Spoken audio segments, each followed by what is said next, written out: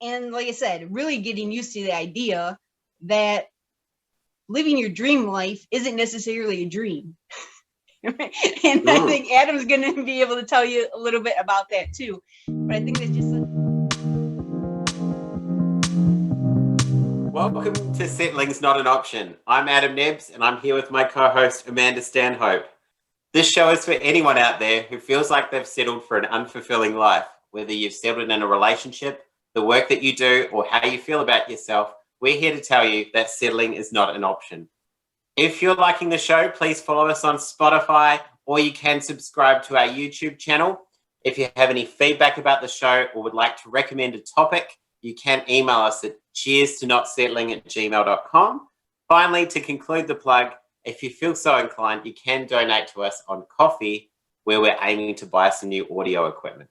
Yes, we need some equipment, people. Yes, please. But no. All right. So today we just are kind of going off the cuff with this show because we had to kind of change tact at the last minute here. And what we want to do with this show, because Adam and I have both experienced some disruptions in our life, some disruption in the show over the past couple weeks here.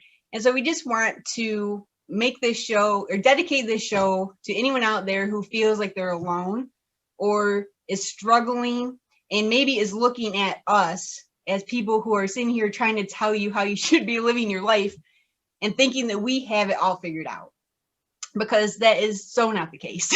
Not even close.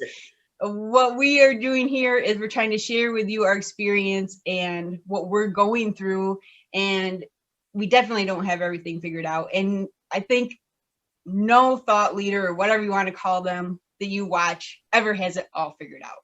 So it's just such an important message for us all to remember. And especially because a friend of the show has been having a hard time. And so we want to dedicate this show, especially to him, to let him know that he's not alone and to hopefully give him some encouragement to get through what he is dealing with. So the things that we're going to talk about today are to talk about what daily life is really like when you decide not to settle, to let everyone out there know that it's not some dream ride that you might expect it to be. And we also want to let people know that you can help people even if you're not quite where you want to be yet. You don't have to settle for thinking that you have to have your life perfected before you can help others become better. And also we want to talk about not settling for society's definition of mental health and kind of reworking the definition of mental health a little bit. So those are the things we're going to get into. And so we'll start out by talking about what each of us has experienced as we decided not to settle. And do you want to go first, Adam, or would you like me to go first? Yeah, I'm happy for you to go first. I thought so, but I thought I'll make sure just in case. All right. So I'll give a little backstory in case people haven't been following along. So I decided to not settle about a year and a half ago. And that's when I left my career as a certified public accountant, which I had been in the accounting field for about over 20 years, just over 20 years. I decided to leave that career and start the Expectation Gaps, which is my nonprofit organization where I help people live with intention. And I create content that helps people live an intentional life. So I just completely stopped working and was working on the Expectation Gaps full time with no income coming in, not knowing really what I was doing. I mean, I had to learn how to create a website, how to market myself, how to write better, how to be on video, because I used to absolutely hate being in front of a camera. And so all these look at it now, ladies and gentlemen. I know, woo! I know, exactly. Well, that's just the point. I mean, seriously, I just hated I wouldn't even do FaceTime. I mean, that's how much I hated it and felt so self-conscious about it.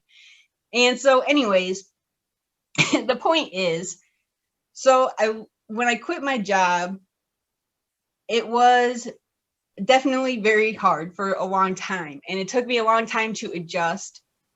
First of all, to just being at home all day. I'm not in an office working with other people. and also just to the uncertainty of it all. And so I do remember in the beginning kind of feeling like, because I was so excited to start this new chapter in my life, I really felt like this is what I meant to do. Like my gut, we've talked about the gut tug before. Mm. And I really felt like my gut was telling me I'm supposed to be doing this. And so I was a little naive and thought that, as soon as I started pursuing this, I would just automatically be happy, and like be fulfilled, and just, I don't know exactly what I was expecting, but that's not what happened at all. I'm there now for the most part, although I do have my days, but it's taken me, like I said, a good year and a half of working on it every single day to try to get past these hurdles and try to change my mindset, try to be okay with uncertainty.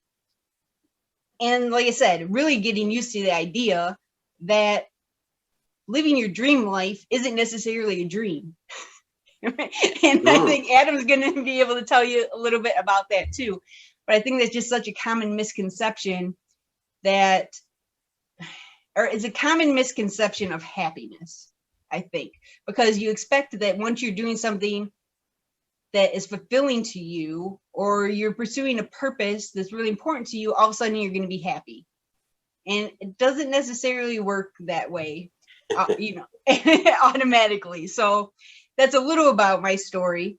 I guess I'll let Adam tell a little bit about his, and then we can go from there. Yeah. Look, I already think we've got the name of this episode, which is "Living the Dream Life is Not a Dream." Yes, I think that's right. It's so not we've all already got unicorns that, and so- kittens, as I said Yeah. earlier. yeah, that was good. I like that one as well. Yeah. So I haven't been on the journey of not settling as long as Amanda has. I was working as a bank manager and team leader, kind of in finance for a number of years, and became quite disenfranchised and decided to just leave without another job to go to, which was a little scary. And of course, it happened just before COVID. So that was fun. The whole job market dried up, and I was like, oh my gosh, what have I done? Right. So that was scary. And that's a really important lesson, right, from COVID, which is we don't have control. Right. We want to have control, but we don't. How did I know that there was going to be a global pandemic when I was going to decide to not settle in my life? Like, Exactly. That's the thing. There is no perfect time to sit there and say, I'm not going to settle today, because anything could happen at any time. Right. So I don't know, that's one kind of side lesson. But yeah, the one thing that I've found is that when I've gone through this journey of not settling and figuring out what did I want to do, what did I want my purpose to be, I expected everything to be so much easier than my old life was in the bank.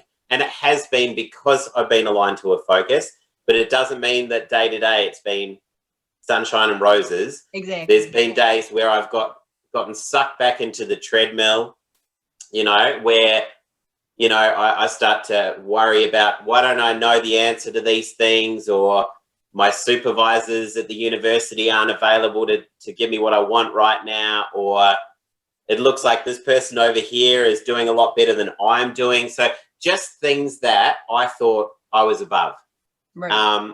And so that's the important thing to realize, is just because you have maybe moved off a path that you felt you weren't aligned to, or you weren't, that you'd settled with, just because you move off that path into a path that you think this is more aligned to my life's purpose, doesn't mean that all those things are going to fade away, because again, that's an unrealistic expectation. It'll set you up for failure and feeling down.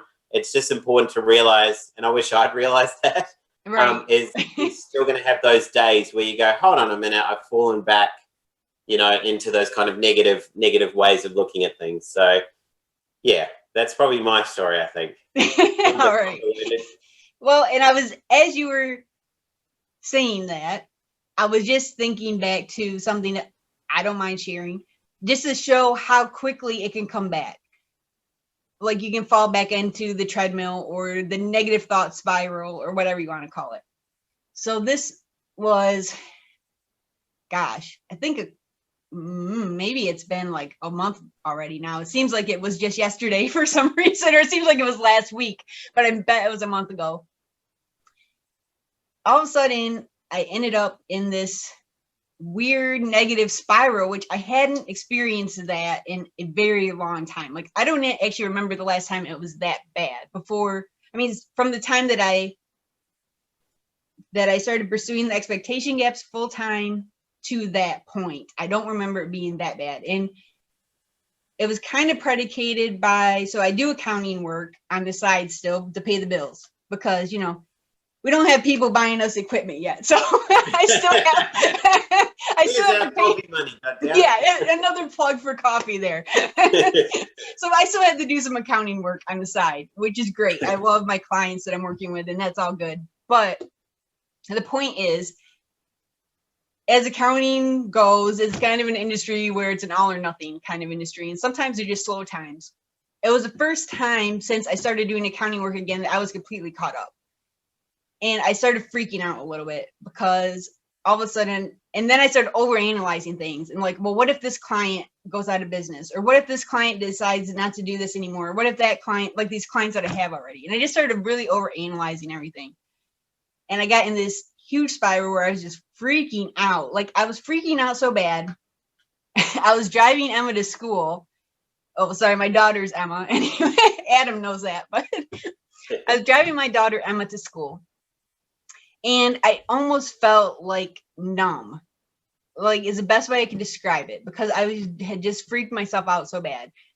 And so anyways, then I got home and I called Dan, my husband, and I'm like, I'm freaking out. I just don't know why I'm freaking out. And I actually started crying which is weird for me because I don't hardly ever cry. Yeah.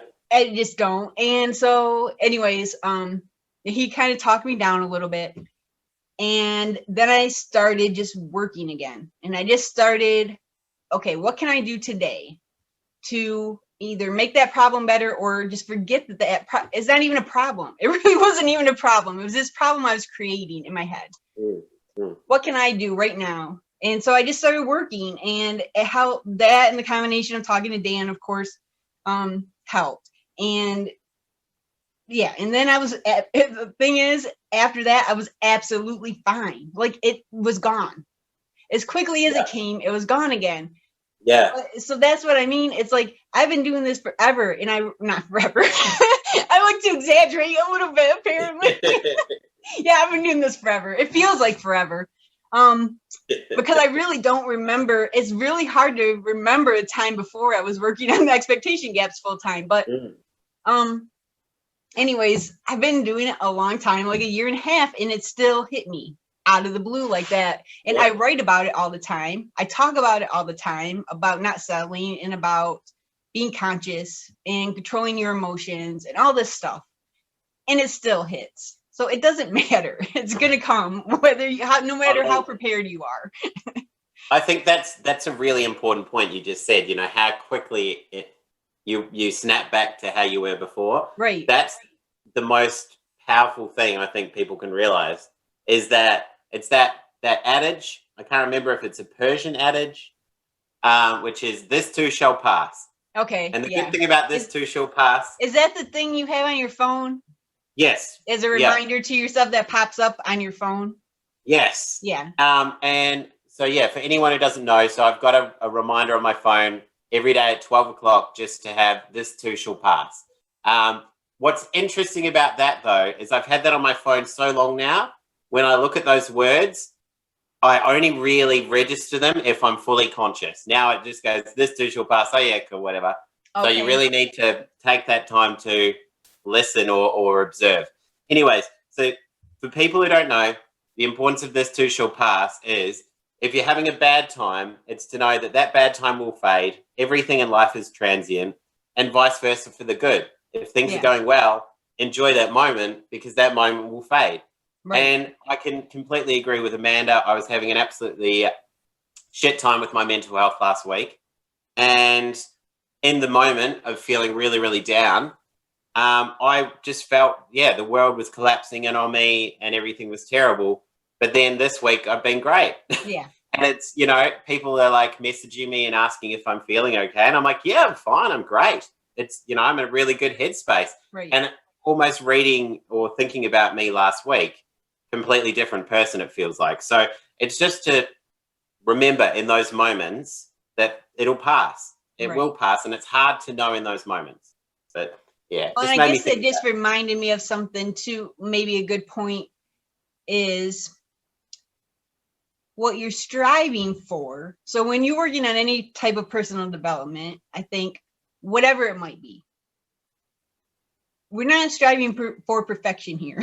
We're striving for progress. And I think the difference in our stories for both of us is that if we would have fallen into that negative spiral or whatever you want to call it, before we had done all this personal development work, it would have taken us a lot longer to come out of it. Yeah. Where I wouldn't have been able, mine lasted, less than 24 hours. I mean, and that's including sleeping. So, where before maybe that would have been my whole week. Yeah. And so that's really the difference. It's not that it's going to completely go away, but you become aware of it much sooner, and you're able to deal with it much. And like I said, I knew right away I need to call Dan. Like maybe before I wouldn't have had someone in mind that I knew I need to call this person. Yeah. Because this person is going to get me out of this. They know what to say to get me out of this. So that's part of it too. That's part of the personal development of getting the right people around you so that they can help you pull out of it. And that's all taking time. I've been working on this. I mean, I've been working on expectation gaps for a year and a half, as I've said, but I've been working on living with intention for at least 10 years. So, and it's a long, long process. And I think I've probably said that on the show before too, but, yeah, and I haven't perfected it yet, and I don't expect to perfect it. I just expect that I'm going to be able to deal with it better, and that's about it. But there was something else you said before the show. You were talking about a lot of things. Well, yeah, no, but it kind of plays into this where you're talking about how sometimes when you're conscious, it almost can make it worse in the moment. Do you want to talk about that a little bit? Yeah. So almost in a way, when you go on that path of, self-growth or whatever you want to call it, awareness, becoming conscious, it almost gives you a heightened sense of pressure when things aren't going well. So, for example, last week when I was feeling pretty bad, I felt bad because I thought I'm above this. Like I have, I'm more aware than I've ever been in my life. Why am I still letting things that I know really don't matter impact me to this degree? And, of course, people could argue that, okay, well, in that case, you're not truly conscious, you're not truly aware. But I think it's more important and more realistic to say just because you've gone down that journey doesn't mean that you're going to be, completely immune to these things. Right. You are still going to have your off days, and you've just got to really just put in perspective saying you're not the only one and it's only going to be a temporary thing, really. So, yeah, just, it's really important that everyone becomes conscious. I think that's the only way that we, as the human race, actually move forward is if all of us come together, and it's going to take a long, long time. Well, and I have the book right here. I don't know how to show up on screen. Let me see if I can get it. It's going to be backwards, though. It's going to be backwards. Okay, read backwards. That's it. I have the book, A New Earth by Eckhart Tolle. Read it. It's all about consciousness, and it helps a lot. And just kind of, as you were saying that, I'm like, the book's right here. Yeah, exactly. And the book is to do with that. The concept of a new earth is that we're all awakened beings. We're not this big collective dysfunction, I think he calls it, because we are a collective dysfunction right now. Right. So wherever you are in the world, look at what we're focusing on at the moment, the US election, and look at even in Australia, yes. Yeah, in Australia, the people at the university are freaking out about the US election. I won't say why. But anyways, it's important to realize, look at that event that's happening and look at the collective dysfunction within that event. Right. You know, what's happening to all of us. It is, as Eckhart Tolle says, paramount to insanity, what we are doing. And, you know, I see this play out day on, you know, every single day in any workplace or walking the streets or whatever, that we are dysfunctional. You Yeah. know? We are unfortunately Right. dysfunctional. Well, So, and that's almost freeing in a way. I think when you yeah. start to realize, I think that's really sorry, I'm kind of changing topics, but it just You reminded know, me of this. I changed the topic. I'm sorry. I don't know. Well, I'm going to change the Because I'm topic that you dysfunctional, changed. So okay? there. See, we have a dysfunctional show going on right now, and it's cool. Me too. It's It's good. the metaphor behind the concept. So, anyways, oh yes, I think that's what really convinced me finally to stop settling, to go after creating my organization, was listening to other people's stories. And I think the first one that really impacted me the most was from Glennon Doyle. And I'm not sure, her last name might have changed now. It was Glennon Melton Doyle. I don't know. But if you wanted to look her up, if you look on Glennon Doyle, I think you'll find her.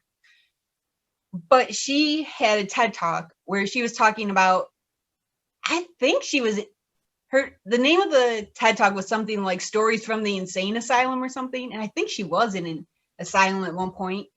Oh, wow. She had just all kinds of problems. And she talked very candidly about it and what she's doing now. And now she's like a huge influencer, author, all this stuff. But her candidness really, I guess it really opened my eyes to the fact that so many people are suffering. And it's their suffering that leads them to do great things. And I guess that's partly what made me want to do what I'm doing, because I felt like I wasn't really suffering that badly. And so I'm like, I'm not suffering that much. And I have all the tools that I need and the ability to do this. So if I can start helping other people, I need to start helping other people because I don't have any reason not to. But then so Glennon then talked about Brene Brown in her talk. And so then that turned me on to Brene Brown, and she's very much the same way. And I know that Adam has read or listened to some of Brene's stuff. A bit of both, yeah. And she's very much the same way, where she's very candid about herself and what she's gone through and the struggles that she still faces today.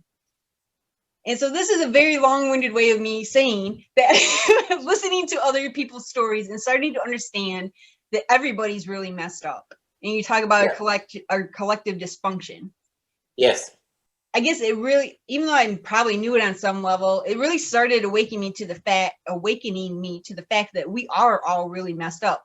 So why am I so worried about falling flat on my face and failing in front of people who are also afraid of the same thing? Yeah. You know, like we're all in the same boat here, and we all have fears, and none of us like uncertainty. You know, it's just something you get used to. And you know, because when you do decide to not settle, you're going to face all kinds of uncertainty, and you're probably going to be like Adam and I both are doing all kinds of things we've never done before. So in a single day, you're faced with so many challenges and so many things that you have to figure out that you've never dealt with before. Yeah. And so that too brings in a lot of emotions, and that's just another thing I think is important for people to be aware of if they're thinking about taking an action where they wouldn't be settling anymore. Yeah, definitely. I'm sure you found that in your work, that every day you're just bombarded with new things every single day. Yeah. You have to I've disappointed myself a few times throughout. Sure. By how annoyed I've got over silly things. You know, and it's like it's those times when I'm not conscious. So like that's where I need to realize that the times when I've gotten frustrated over, say, the last week I had to figure out how to do something I'd never done before. Yeah. And it ties into Brene Brown's concept of well, she calls it the FFT, or the fucking first time. Yeah. So sorry if anyone doesn't like the expletive there, but that's literally the concept. And the FFT is all about setting expectations for that first time, to say, I have no history or experience to draw upon here. So of course Right. it's going to be uncomfortable. But even though I know that, I forget it when I'm unconscious and I get frustrated. I'm like, why don't I know this thing? Why hasn't anyone told me about this thing yet? Like, I want to know it right now. Right. And it really gets me down and I get frustrated. And then on top of getting frustrated, I get sad at being frustrated. And Right. it's just this, again, dysfunction.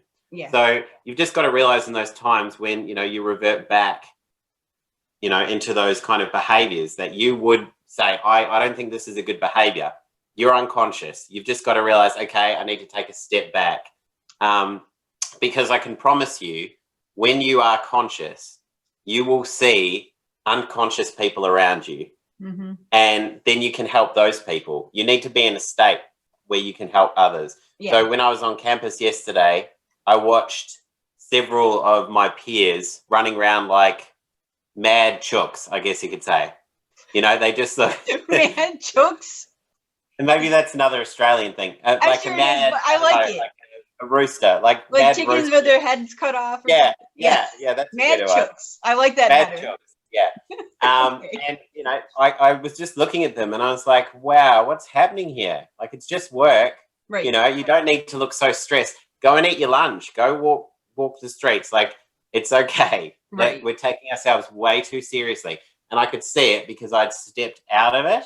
Yeah. But when I'm actually in it, I can't see it either. So we just need to kind of take ourselves out for a little bit and help people see it. And realize that when things aren't going the way they need to be, it's because we are ultimately unconscious and we can't see those teachings that we've learned along the way. Yeah. If that makes sense. It does. And it reminds me of something you said. And I don't remember if you said this in a recording or if you said this in just one of our off-air conversations. Like, they're starting to all blend together. They are. But it was about, and of course it comes back to Eckhart Tolle, which we've been talking about a lot. Yeah. But it was where he was talking about, okay, you were using the analogy of a traffic jam. So you're in a traffic jam and you're getting annoyed that you're sitting in a traffic jam. But what you're really annoyed at is the fact that you're going to be late for X appointment. And if you're late for X appointment, then that's going to have this effect and that's going to have this effect. And you're thinking way ahead of yourself of all these things that are going to happen in the future just because you're sitting in a traffic jam right now. And number one, none of those things might even happen. And that's not the right way to say it, but you know what I mean? It's very possible that none of those things actually happen. Number two, so what if they do? So what if you're late for a meeting? What's the worst thing that's going to happen? Someone's going to be ticked off at you for a few minutes. Okay, whatever. Or, it's probably, unless you're on your way to the hospital to save somebody's life, if you're a doctor, it probably isn't that, whatever meeting you're trying to get to probably isn't that important. But I think it helps if you can, because I've actually, since you said that, I've actually been doing that when I start to get annoyed by something. Yeah. And it really does help to put in that perspective. It's like, okay, like my computer's locking up on me. Okay, well, I'm not annoyed because my computer's locking up on me. I'm annoyed because I have all these other things that I wanted to accomplish today, and now I'm feeling like I'm not going to get those done. Yes. But so what if I don't? I mean, it'll be there tomorrow. I'm not saving lives over here or anything. So anything that I do can wait until tomorrow for the most part. And so it has helped to separate that a little bit and become I guess that is becoming conscious of what the underlying issue really is. It is. And it's probably the most powerful thing you can do. So if I look at yesterday, for example, so I had I'd spent the night before prepping all of the questions and information that I wanted to discuss with my supervisors. Okay. So I have 4 supervisors and I was like, awesome. I have done all my prep work and I am going to have this discussion tomorrow and it's going to solve all my problems. And I wake up in the morning and I get a message from one of my supervisors saying, 2 of your supervisors are sick. Okay. They're not going to be here today. We're going to still hold the meeting, but those 2 supervisors won't be there. Right. And for a minute, I literally looked at it and I was like, I have 2 options. One, I can get really annoyed about this and say, but I've done all the prep work. Like, I want the 4 supervisors there. I haven't spoken to them, blah. but literally it's just acceptance. It's Right. that modality of acceptance. I just thought, okay, this That's is how what's it happening. is. Right. I can't control it. Right. We're just going to run with what's happening. And other things have happened where appointments have cancelled, or I think yesterday there was probably more what could be labeled, if I wanted to, bad things that happened yesterday than, you know, other days of the week. But they weren't bad because I didn't label them as bad. I just said, okay, it is what it is. I can't change that. So you just need to realize you do have that power. Right. If you're conscious, because if you're unconscious, you probably will label these things immediately as bad and get frustrated and get pulled into them. And so just look at those things. And, because I think the power that we have that we don't realize sometimes is that we basically can create meaning from anything by labeling it. You know, we can look at anything and label it, and that gives it power. So you need to realize that, you know, it goes you mean both positive ways. or negative meaning. Yeah.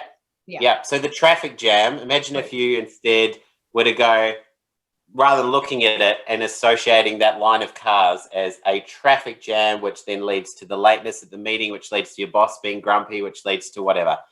Instead, you look at it as that's a line of cars. And because I'm at the back of that line of cars, I'm now going to sit here and I'm going to listen to this song, which I wouldn't have had the opportunity to listen to if I had to rush to this meeting or whatever. You can associate it with whatever meaning you want. So just be aware of what meanings you're associating it with, because otherwise it just becomes an unconscious thing. It just makes me think of Joe Dispenza. Dr. Joe Dispenza, definitely look him up, everyone. Is just, that's, you know, how many of our thoughts every day are just the same recycled thoughts day after day after day. It's a program. Like he says it's something like we programmed ourselves and we just keep playing the same program every day. Yes. And then that's the insanity component of it, right? We do the same thing every day. We think the same things every day, and then the same results happen. And then we wonder why. That's the definition, isn't it, of insanity? It's like doing the same thing again and again and expecting a different result. So challenge your beliefs. And my last statement on that, just because I just thought of something I learned yesterday, which I loved. It really helped me. It's the concept of COAL. All right? COAL, which stands for curiosity, openness, acceptance, and love. So it's if you look at the world every day through the lens of COAL, it makes things a lot better, right? So things will be in your face, you know, and you know, you'll meet people or you'll see things or whatever. If you're just curious about the situation, like what's happening here, or why is this thing unfolding, or you're open to something that you might not have been open before. In some cases, as I said, you need to just have that acceptance modality. Just to say, all right, I can't control the fact that these people are sick or whatever it may be. And the other thing is love. So, you know, it's tying into compassion. So if somebody is absolutely, you know, going off at you for whatever reason and you can't understand it, if you just approach it with that lens of love, you know, it's going to make things a lot easier, because you understand in yourself when you're not at your best, you're going to do things that you wouldn't normally do and probably be unpleasant. So, yeah, if you take that away, just look at the world through the lens of COAL. I like that. No, but I don't know why this just reminded me of this, because I just want to say this for some reason, because most people, if they see me in this way, they probably think I'm just this cheery, happy person all the time. And you were just talking about that you might just act in ways that you wouldn't normally act. I'll just say it, I can be a flat out bitch. And I know this about myself. I haven't seen it yet, but the possibility scares me. It's a lot better than it used to be. But the point is, this is not fake. This is me. However, I do have the other side of me that comes out at times too. And I can be downright cold and very, what do I want to say, pointed sometimes in my comments. Like, it's so, you know, it's in all of us. We all have a dark side. So I guess that's the other part too, is though that you have to accept that part of you, because that's a part of you too. And that gets on a whole other topic. But yeah, you have to integrate that into your personality or your consciousness, because that's who you are too. And the more you try to deny it, the more it's going to come out. Because it wants to be acknowledged. That dark side of you wants to be acknowledged. So the more you try to ignore it or pretend that it's not there, the more it's going to come out when you don't want it to come out. Yeah. So that's why my dark side doesn't come out nearly as much as it used to. But you can ask people who have lived with me and they have seen it. So I'm pretty good about keeping it under control in public. However. But so much of what we see every day is just one part of somebody. Yeah. Like you think, if you meet someone for the first time, you're probably not going to, like even if you are kind of having a really rough day and normally, around your loved ones, maybe, I don't know, I can't think of any other way than labeling it, maybe the bitch Amanda. Like, yes. No, you can't say that. I have no problem with that. Like, you're probably not going to let that face show to this person that you don't know, are you? You're going to probably no, just unless they provoke me. For some reason. Unless they really like tick you off, that's that'll come out. But you'll probably just push through it and just put a face on, because that's what we do, and then go home and be mad because you can do that around your loved ones.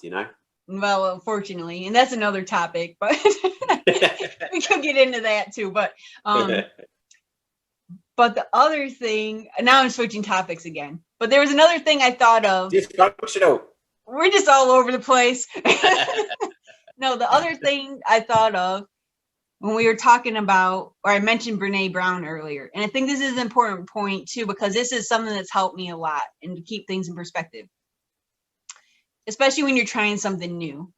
And she has, I think it was a quote from Theodore Roosevelt, I want to say, and I could be wrong on that, but it's like her favorite quote is something along the lines of, I'm just going to say kind of what it means because I don't remember the words, but it was basically, if you're not fighting in the same arena with me, going through the same crap that I'm going through, I don't care what your opinion is. And that's so important to remember, because so many people always want to give you their take on what you're doing, their opinion on what you're doing. There's suggestions that maybe are said in somewhat of a helpful way, but kind of like a snide way. And kind of in a discouraging way to make you feel like you are an idiot and like you should stop pursuing whatever it is you're pursuing. And that helps keep it in perspective that, if you haven't tried to do all the stuff that I'm doing right now, I don't really care what your opinion is. So, so I've just wanted to pull that in at some point because that's so powerful, or it has been powerful to me to remember. It's a good quote. Yeah. So do we want to talk about, we were talking before the show a little bit too, our second point, as far as being able to help other people and not settling for the idea that you have to perfect yourself before you can ever hope to help other people. We want to kind of talk about that a little bit. Yeah. And I think that's a really good point. So, I mean, to be frank, throughout this process, and I'm getting a phone call. Sorry, let me turn my phone on. That's a perfect illustration, guys. You can't control the world. Right. Well, you can control it by silencing your phone. You can actually turn your phone off when you're doing something. That is a controllable. But anyways. Well, if your phone goes off again, bitch Amanda might come out. Yeah, exactly. Next time. I'm kidding. We get to see it live. Now it's going to be like a challenge.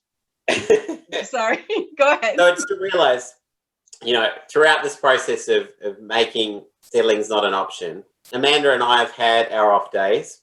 So I've cancelled a show. I cancelled one. You've cancelled a show, and it's because there've been times when we've just not been feeling good, whether it's physically you're sick, or there's too much on in your life and you're a bit frazzled, or maybe you're just not feeling in the right headspace. That's normal and that's fine.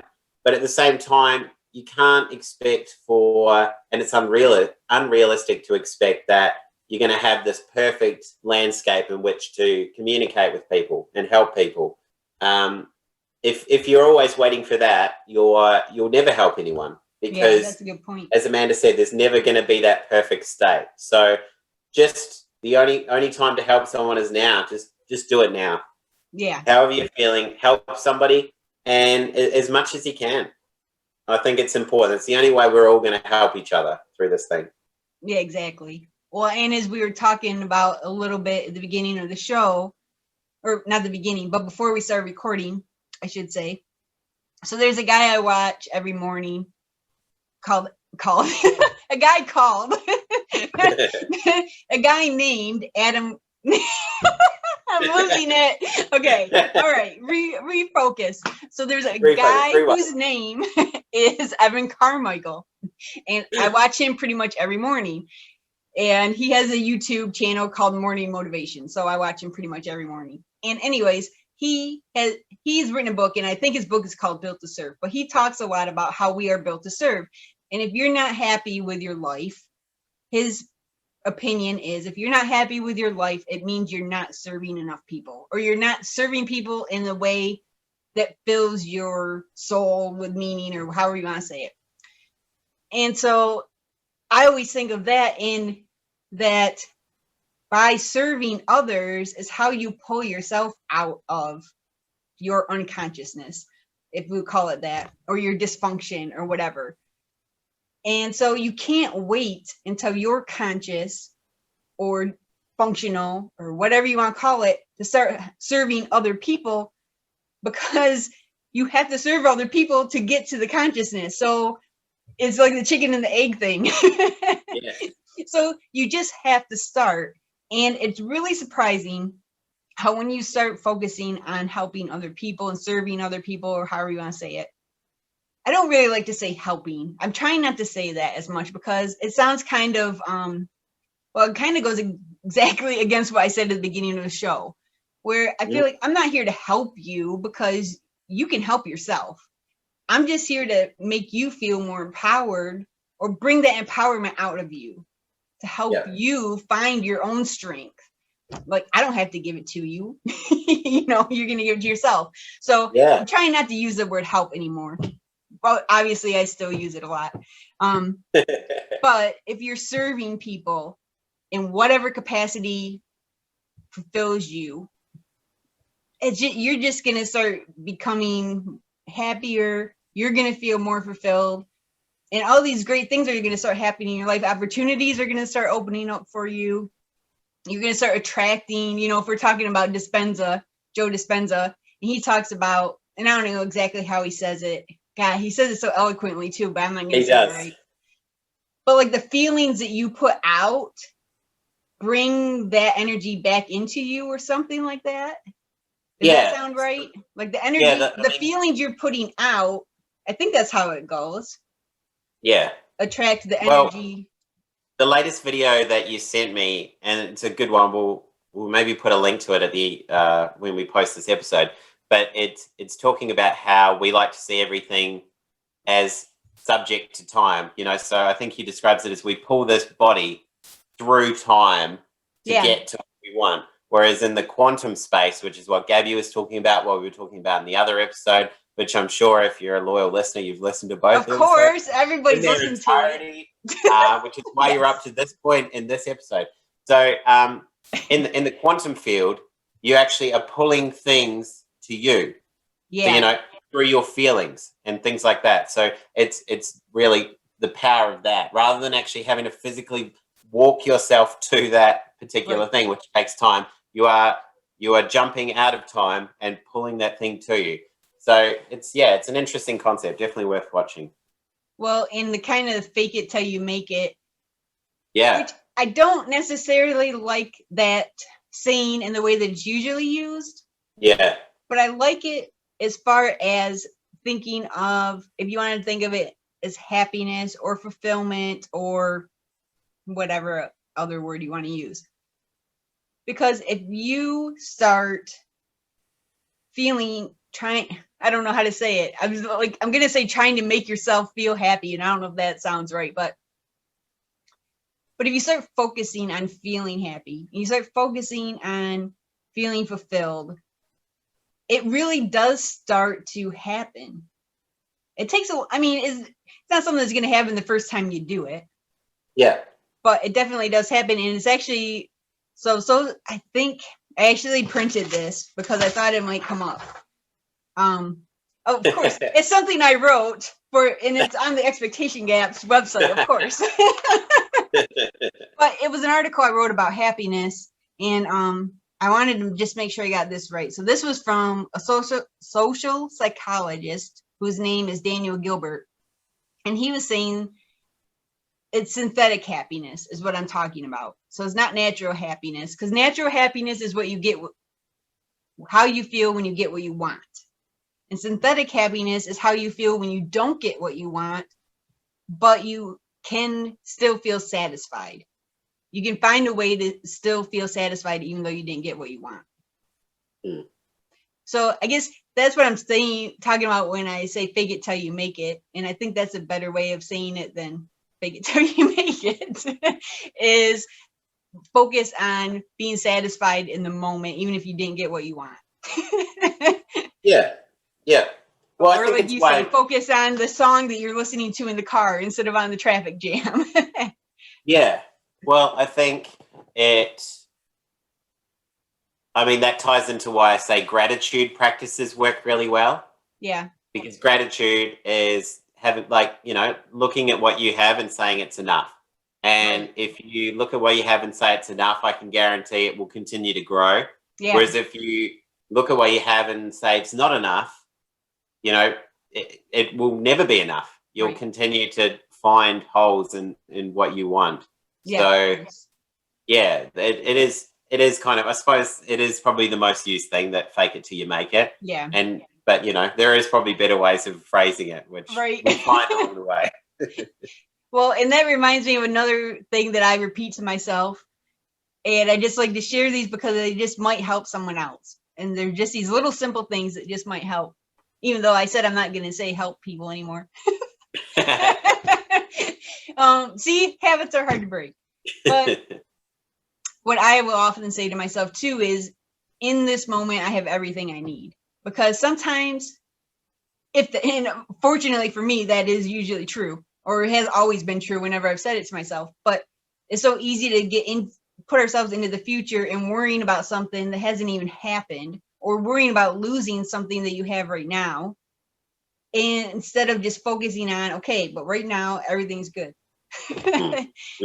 Because and that's not always going to be the case. So like you kind of said at the beginning of the show, if that is the case, that you're doing good today, acknowledge that and be grateful for it. Yeah. Yeah. So, there's a lot of sayings, I think, in this episode. Both of us have come up with, have drawn on a lot of sayings that have been useful for us. Our own but little things. It's kind of tying to that point I said, right? I've got that reminder on my phone every day, but I've already noticed that I'm not paying attention to it. So these quotes or these sayings or these philosophies or concepts that we are saying will only resonate with you if you're open to them and you really listen to what they are and you think about them. Another one that I'm going to dump, because it's the name drop episode, or well, not so much name drop, concept drop, whatever you want to call it. I don't know. Is totally talks about the idea of, problems. And do I have a problem now? Because he said the only time that exists is now. Right. Because the past is gone, the future hasn't happened yet. All we have is the now. And usually, if there's a problem in your life, so if I think about it, a problem in my life right now is I've got assignments due next week and I'm nervous about them. That's a future problem. But in this moment now, there's no problem. Yeah. And it's the same with if you're thinking about things in the past, past hurt and traumas and things like that. Those are in the past. Right. And, it's only in the now if we choose to drag all of those feelings or those future concerns into the now that they actually become a problem for you. So just consider that, because it actually does really help. And there will probably come a time where there'll be a now where you've got a problem. Yeah. So say next week, if I don't do my assignments next week, I'll have a problem on that date that it's due. Right. So, don't let that allow you to be inert in your life and not do anything, but just realize it's okay. Right now, there's no problem. It's fine. Right. Well, and to piggyback on that a little bit too, so thinking of the assignment that you have due next week, well, yeah, that's a problem in the future. However, you still need to try to prevent that problem if you can. Yeah. So, that's true. but then the way you can just focus on is, okay, well, what do I need to do today? So that doesn't become a problem down the line. And if there isn't anything you can do today, then you have to let it go, or you have to try to let it go. If there's something you can do today, then do it. But I guess that's to break it down into that, instead of thinking this huge assignment and this huge problem that's looming off in the distance, just think of, okay, well, what can I do about it right now? Maybe I need to turn Netflix off and work on my assignment a little bit, or maybe I need to stop listening to Tolly for a little bit and work on my assignment. So the other thing we were going to talk about, because we're about 50 minutes here, so oh gosh, just to give you an idea, the other thing we were going to talk about was the definition, not accepting the societal definition of mental health. So you were going to talk about that. I'll try and keep it brief, because so mental health, that's an interesting one, right? So that's what I'm doing my PhD on at the moment, and it's already very apparent to me that the concept of mental health is a very contentious issue as to what it means. There's a lot of people that have spent a lot of time writing on what it means. So, you can look at it from a number of perspectives, but the way I like to look at it is that everyone has mental health. Because too often does it become synonymous with mental illness, So if I say, oh, okay, so I'm doing workplace mental health, people go, oh, okay, that's really important. You need to make sure people with depression and anxiety are looked after. It's like, no, it's not just about that. Right. On the flip side, if we look at mental health, say, as a continuum, you've got on one end somebody who has really high well-being, and on the other end, someone who's languishing from a mental illness. And the thing with a continuum is you can move along it at any point in your life. So you're not fixed. Okay. And the same goes for your family and your colleagues and your friends. So if you then realize that at any point you're not always going to be, say, Amanda, who is always in the wellness category, like maybe, next week you are in, I'm struggling. I'm in the middle, I'm not great, or I'm not struggling, but you're in the middle. So it just makes it more inclusive, because you realize that we are all in this transient state, and that mental health is in a fixed state. You're not just brandished as the one thing throughout your life. So just realizing that, I think. That's huge. Well, I think you're the first person I heard that from, although I can't say that for 100%, but to say we all have mental health, because that just puts it in a whole, of course that's true, but I mean, it just puts it in such a different perspective, because that's not how we're taught to think about it, or how we're conditioned to think about it. Well, even yesterday when I raised that topic, one of my supervisors just stopped and was like, we all have mental health. And she's like, I don't know what that means. And it literally, we had about a 20-minute discussion about, and it's because, again, there's so many different academics and researchers and theories on what is mental health. Oh, of course, so the thing is that even what sounds like a simple concept to me and you, is highly contentious, and people say, no, I don't think everyone does have mental health, and it's a funny one. It's a part of your body, so how could it not, Apparently it's not that simple. And I was like, oh gosh. Oh man. Well, no, but that really helps to know, because that points out, that's a great example, because it's obvious to me what that means. Like, I never even had to think about what that meant. So I take for granted that everybody else would understand what that means. And that's such a low level. I don't mean it, and I don't mean to say that in a condescending way, but I'm saying that's such a low level thing, that when you get to something where you're really talking about a psychological disorder, of course there's going to be so much misinformation, misunderstanding about it.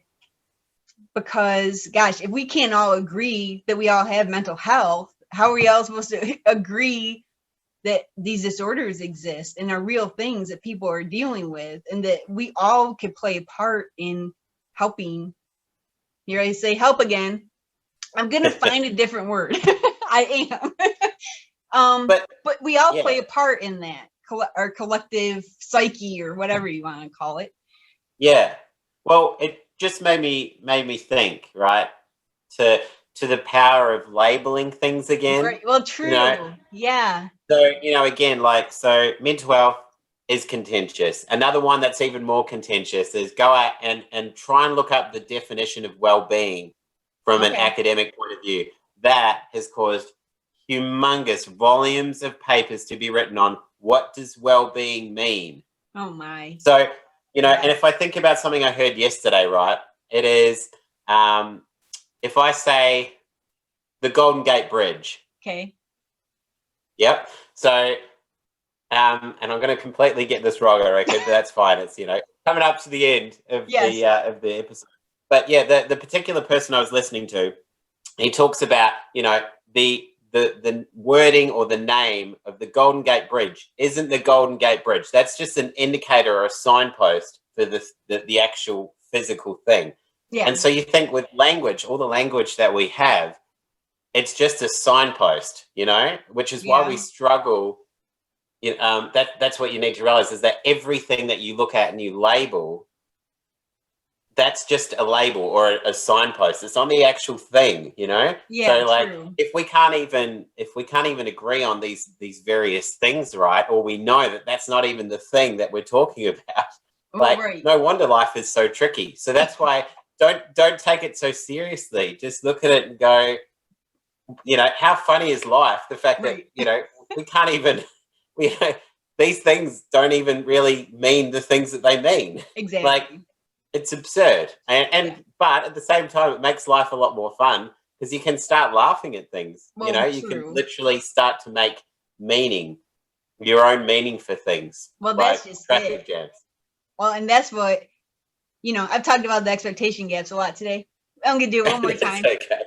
So that's a lot of what I do in my writing, and is to try to encourage people to come up with their own definitions. Whatever. Like one time I wrote about success. So like encouraging people to come up with their own definition of success, their own definition of fulfillment, their own definition of happiness, all these things, because you have to find, I guess, in order to have any real personal development, it has to be personal to you. What someone else says, and I was thinking about this. What were you were just saying something that made me think of this. Because you were talking about even all the academics can't agree on what mental health is, or on what wellness is, or whatever. And they're all just opinions, is what we have to remember. You're never going to be able to latch onto someone that is the perfect mentor or the perfect guidepost for you. But you could take all these ideas from all these great people who are willing to share them and put them into your own definition, and I guess create your own reality, if I'm going to put it in Joe Dispenza terms. But I guess that's really important, because like you say, if all these academics and things can't even agree on what it is, there's never going to be any consensus. And that's just how you just have to accept that and start making up your own version of reality, and you will be much happier. And that allows you to let go of some of those labels, and some of those definitions that might be holding you back. Yes. So what we've covered, yes, we've covered a lot of things. So our first point was, when you choose not to settle, what is the day in the life going to look like for you? What is the path forward going to look like? The second being, just because you're struggling and you don't have everything together doesn't mean you can't help people. And thirdly is, don't settle for, and I suppose we became a bit broader with it, but, don't settle for what society says mental health is. Right. But I suppose we could say in more broad terms, wellness, or don't, just realize that, that what we label or we give like language to is quite contentious, and it's different for everyone. So therefore, make meaning in the way you make meaning. Yes. So absolutely. yeah, that's a great end to the show, I think. So that is. wrap it up We've covered here. a lot of things. I hope there's been some nuggets of wisdom in there for you. I hope so. We're kind of all over the place, but that's how we are. But And we're we just wanted to trying keep this to- real. So this is how we we're are trying when to we keep talk. it real, guys. We're all over the place. But so if you're watching this on YouTube, be sure to leave a comment because that helps us out. Be sure to subscribe and hit the like button, all that good stuff. And you can find us on Spotify. You can find us on Amazon Music and Podbean. So you can check us out in all those places, and of course, like us and subscribe because that will help us get some traction.